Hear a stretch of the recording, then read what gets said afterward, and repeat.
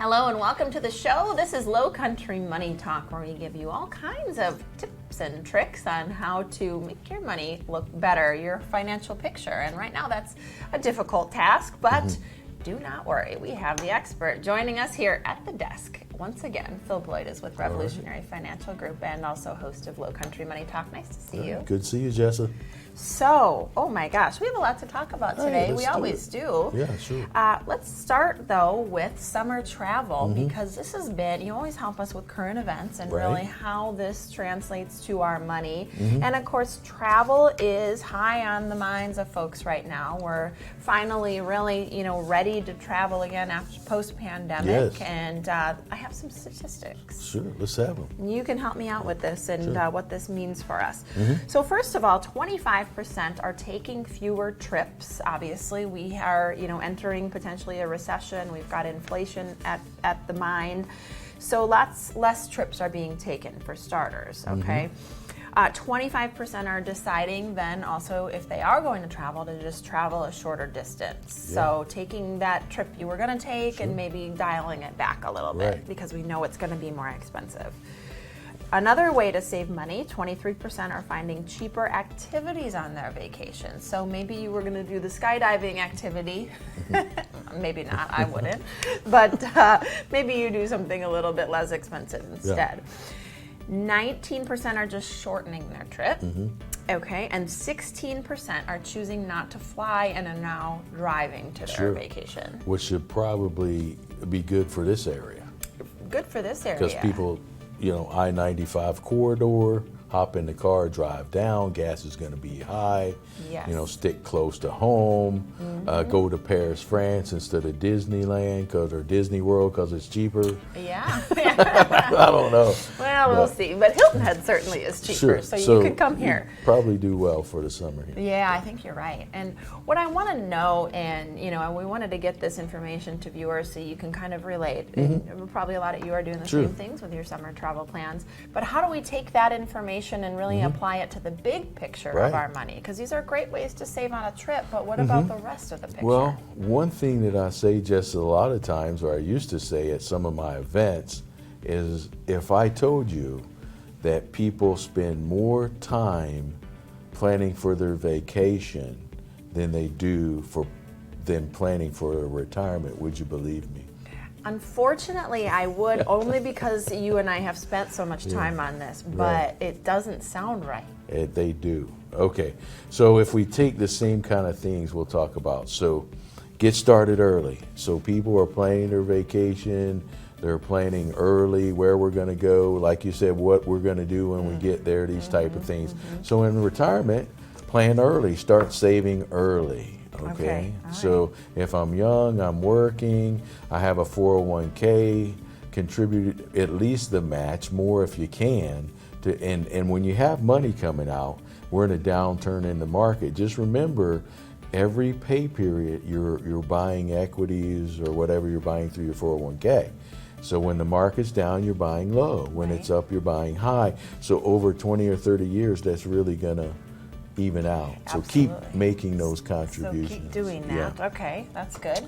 Find ways that you can get extra money, boost your savings. So cut back on things you don't need. So if I can put more in my 401k and I'm not, maybe it's, I don't really need this. So if I don't do this, I want to go into HR or whatever and make sure that I increase that withdrawal from my paycheck, so I'm putting more into my 401k. So if I'm saving, let's really save the money, okay? So let's make a commitment to have more taken from our income and go towards retirement. Yeah. So save more. Save more. Well, take a look at some of maybe those frivolous expenses. Now is not the time for them. Yeah. If you can put that money aside. Sure. And budget. If I'm a young family, I've got children and all these things, I need to operate under a budget. So the easy way to do that is look at your bank statements. I guess now we're doing it all online, so make sure you review those and you can find everything you need to know about a person and their expenses on where they're spending their money. So look through your statements and actually see, make categories, do budgets, see where you're spending your money. And that's a big thing that we'll talk about more and when we come back from break, is really just understanding where you are and what you need to do to make some changes instead of the avoidance tactic like we've talked about in previous episodes. Stick around, we have more Lowcountry Money Talk after this.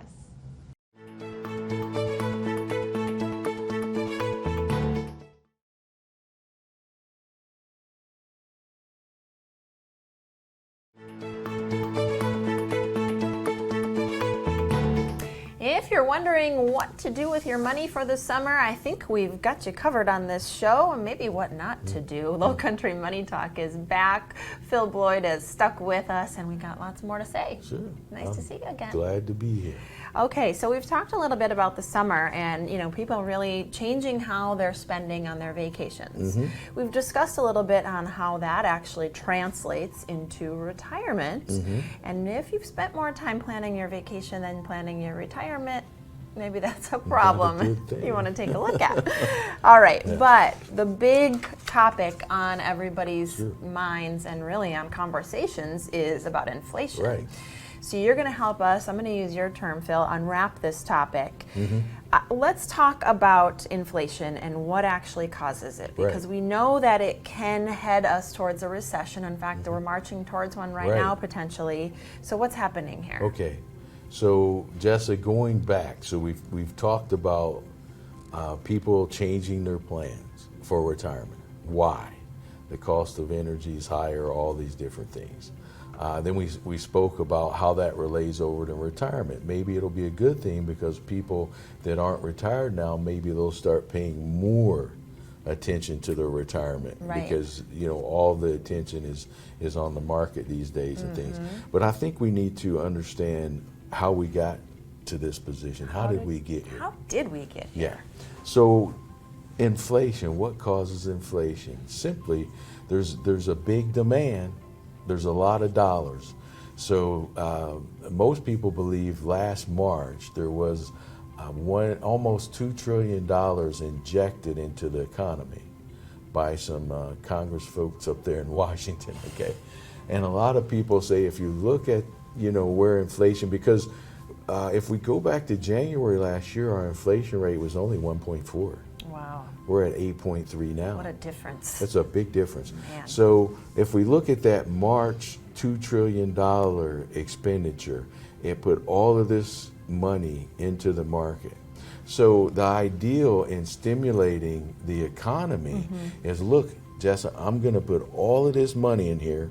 I know you like new clothes and new outfits, and you want to go spend that money. Yeah. So the idea is we want to put stimulus in the economy to get it going again, make sure we don't sputter, but you have to have somewhere to go spend that money. Right. Then came the supply chain issue. Right. So there's nothing to buy, or I'm going to say nothing. I mean, I can figure some things, right? But we can find a few things. There's not enough supply to buy. Right. So we have all of this money sitting out there and nowhere to spend it. Therefore, it becomes kind of useless. The supply demand just made a major shift. Too many dollars chasing too little goods. Yeah. It's the old supply and demand. So then obviously the prices go up and we have inflation. All right, so we know how that's happened. What do we do about it? Is there a way out of inflation? We learned a new term this past week. Yeah. Softish. Oh, softish. See, that's even new to you. Oh, it's new to me. Okay. Softish. Okay. So the Federal Reserve Chairman, Jay Powell, I mean, he's the one that gave us transitory. That's the one I thought you were going to say. That's old now. That's an old term. We've moved on. He told us to stop using that one. Oh, okay. See? And I'm like, it's like white after Labor Day. Hey, how often do you use that term? Transitory? Well, lately I've been using it a little bit. I mean, once or twice. Until like the last year. That's a word we never use. Is it a real word? I don't even. It's going to be. Webster's picking that one up. Okay, softish. Now we got softish. So the chairman, Jay Powell, they raised interest rates 50 basis points, which is 0.5%.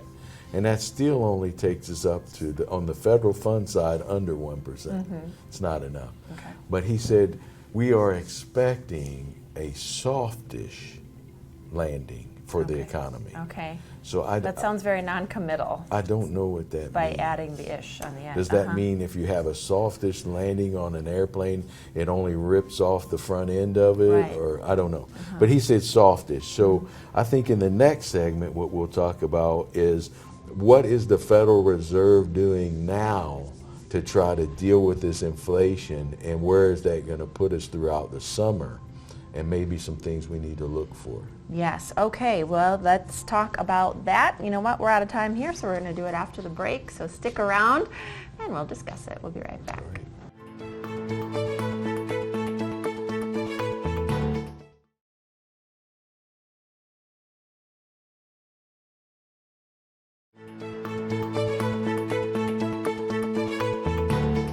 Welcome back into Lowcountry Money Talk. If you're just joining us, we have talked about inflation, we have talked about vacation, that rhymes, Oh, that sounds good. and retirement. Well, that one didn't rhyme, but it's important.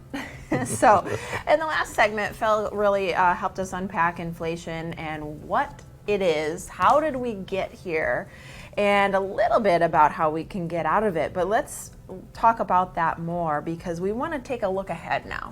All right, so what is going to be done about inflation, and what does it mean? Sure.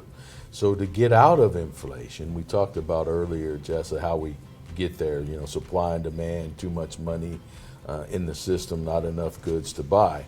So what the Federal Reserve is doing is raising interest rates. So they're raising the interest rates to kind of slow down the demand side of things. Right. So they're thinking as we raise interest rates, it kind of slows everything down, and then maybe that'll give us a chance to get this inflation back down to like 1.4. You know, that's where it was a while back. So when we hear the Fed chair say softish landing, though, it's not really convincing. Right. So what happened a week ago was he came out, he raised rates 0.5%, he spoke, and he said a softish landing, and the stock market went crazy on the downside. Right. Didn't like it. Didn't like it. Yeah. So some people are saying, well, you really need to raise rates even higher. So in the 70s, 80s, the interest rates, some people may remember, our viewers, you know, you were paying 17, 18% for a mortgage. That sounds like an enormous amount But right now. inflation was 16, 17%. Right. So a lot of people say, hey, to beat inflation, you have to get the interest rates up over the inflation You have number. to, okay, so well, if we're at 8%-ish, well, let's start adding ish to more things. We're at 8%-ish on inflation, that means interest rates gotta go Yeah. higher. Well, so if you look at this increase of 50 basis points, the federal rates, the Fed rates, bank to bank, they're still under 1%. So some people are saying you should have came out with 0.75% right off the bat, and a lot of people are thinking in June it's going to be 0.75 or 75 basis points instead of 50. So we might be heading that way. And that starts bringing out the R word, right? So let's talk about Right. the R word, recession, and what are your thoughts there? Okay, so back in the day, Volcker, he was the one that was kind of running the Fed. So we're talking all the way back in Jimmy Carter in these days, okay? So he said, look, we're going to deal with the pain now. I'm raising these rates through the roof. We're going to have some pain, then we're going to get it under control. And then you had like Ron Reagan and all that stuff. The economy really took off. But he jumped right in on it. And so a lot of people are like, I don't know if this Fed is going to be aggressive enough. Yeah. So even then, by raising those rates, the Federal Reserve caused a recession. And the only thing that we hope is that when that happens, that it's short-lived. Right. You know, we can get in and out of it pretty quickly. But when you have the leader saying something like softish, and then I think he spoke again this week, and he even got a little bit harder on that. He says, I cannot guarantee that we won't have a recession. So he's even, you know, this is the one that originally told us that inflation was temporary. So there's a lot of credibility issues there with the Fed. So the market is really jittery right now because there's a credibility issue, and there's Yes. not a lot of trust going that way. And it's starting to look recession-ish. It could be. You know, some bank executives are saying it's going to be next year. Some people are saying, no, we're already in it. You know, with the first quarter, we were down. So we could actually be in it now. If this quarter ends down, usually we're looking in the rearview mirror by the time we know. By the time we know. Well, it feels like it. Yeah. I'll tell you that, at least for some folks I know for sure. Sure. Okay, so we've really just kind of walked through the mechanics of everything and how the supply and demand work, and you know what can be done about it, how we got here, and you know potentially then what is ahead in our near future. We have one more segment for you here on this show to really dive into these topics and how it affects you and your money. So we hope you'll stick around. We'll be right back.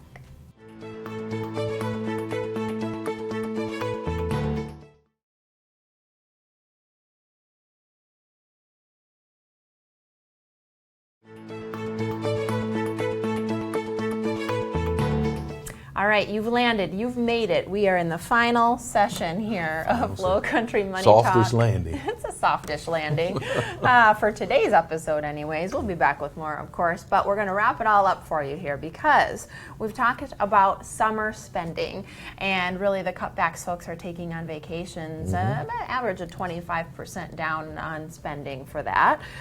We've also talked about inflation. That is not down, that is up. Yeah. So we've talked about that and really what that means, and then of course the R word, recession, and what that picture looks like as we march towards it. What Phil is going to do for us here, Phil Bloyd, of course, with Revolutionary Financial Group, and our faithful host, is going to tell us what to do to prepare for the situation. So what do we need to look at? Okay, first of all, and I don't think I've gotten to this yet in this show, if you're concerned, if you think maybe you've lost too much of your savings, your retirement savings, all these type things, you have a portfolio of $500,000 or more, and you're like, oh, I don't know if this is going to last during retirement, please give Rachel a call and do a portfolio analysis. Yes. And it will ease your mind. It will ease your mind. And what I've learned about the portfolio analysis is that it's very thorough, and you're going to unwrap a lot of information. So what are we looking for here? So that will at least show you, it will tell you where you're at. And it's going to show some expenses, you know, and also I'm going to share with you some strategies where I think you can maybe make some improvement in your situation. Yes, well, that's what we're looking to do. One is understand our situation better, and then really what do we need to do about it? We got to know exactly where we're at. You know, it could be a little painful depending on, might be great, but we have to know where we're at first, and then we say, okay, here's where you're at, here's where you want to get to, and maybe here's a roadmap. Yes. And then you follow them. And even if it is great, I mean, you can still make adjustments to get the most out of it. You may as well take a look at it and make it the best of your circumstances. Usually there's always going to be some opportunity for some savings in expenses, taxes, whatever. So even on the portfolio side, if you're good, you may have opportunities to lower your expenses and fees and maybe prepare for the market that's to be ahead. Right. Okay. Good to know. So a couple other things, you know, really talking about whether or not, you know, there are ways to cut back on expenses, you know, save on taxes, is now a good time to draw Social Security, all those questions and factors. But what about, just to wrap up the show, talking about all these negative things that are going on economically, how do we know when it's over? Okay. Usually a recession is in the rearview mirror. So by the time it's over, you're looking behind you and say, oh, wow, okay, it's over now. But you'll know because you'll feel it in your pocket and some other things. Now, the stock market in a recession, you know, the stock market's always looking forward. Yeah. Okay. So we have a lot of quakes and bumps and dings right now because maybe that's what the market's seeing forward. So as we get into a recession, the market may be acting not too good, to be technical. Not too good. But Soft as we're in there, the market again is forward looking, so it's looking at past the recession. So, you know, when we're in the deep part of the recession would probably be the time that we need to make a few changes in that portfolio. Yeah. And most people say, I'm going to wait. Right. Well, remember, the market's looking forward. Right. So we probably want, as we're into that, we want to start making changes for what I would say the next market that we're going to be in. Yeah, so have a strategy, have a plan, know what's going on, and I think most importantly is make sure you involve the expert while you're doing that so you can make appropriate adjustments. So Phil and his team can help you out with that. If you want your own portfolio analysis, just give Rachel a call at the office. They'll get you all set up. And also, don't forget to watch this show where we're going to give you lots of great pointers here on Lowcountry Money Talk. Right. Thanks so much, Phil. Thanks for having me. Absolutely. All right. We'll be back with another episode next time, so we hope you'll tune in. Thanks for watching.